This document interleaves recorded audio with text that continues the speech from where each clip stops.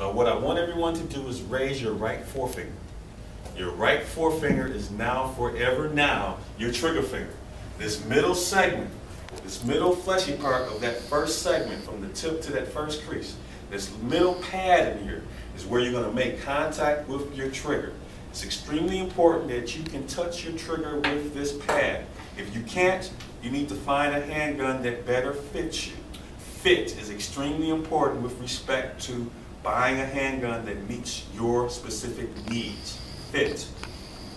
Trigger pull is another subcomponent of trigger control. Trigger control is comprised of trigger finger placement and trigger pull. Your trigger pull should be a nice, smooth, continuous squeeze continuously back.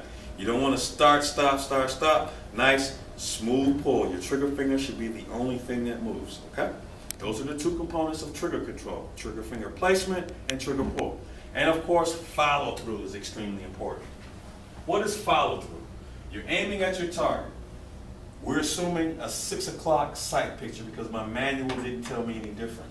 As I pull the trigger, I'm going to experience some recoil, also known as kick. The gun is going to move up. When the gun moves up, I'm going to pull the gun back on the target right where it was before I pulled the trigger. That's going to enable me to follow through on my shot. In theory, this is the barrel.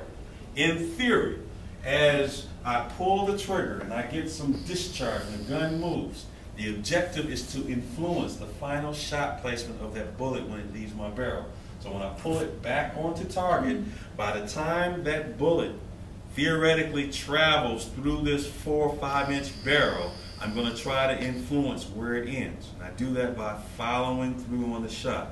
Now, since bullets travel very fast, it's unlikely that I'm going to be able to completely get it back on the target while I shoot, which is why handguns are relatively inaccurate when compared to other firearms, like a rifle.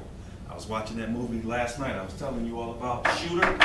Remember I tell you that Mark Wahlberg movie? Mm-hmm. They were talking about an assassination plot in which they were shooting at someone who was 1,000 feet away. Of course, at 1,000 feet, you got to take into account a lot of different things.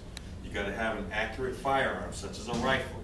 You got to take into account how heavy the bullet is, how heavy the wind is gusting.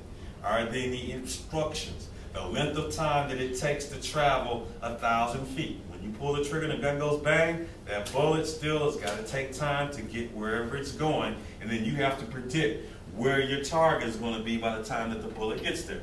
With a rifle, when you pull the trigger and you got recoil, you got plenty of time to get that gun back on the target because that barrel on the rifle is relatively long as compared with the barrel on a handgun. Okay? Follow through is still important, but it's not going to make your firearm, your handgun, as accurate as a rifle. Got it? Perfect.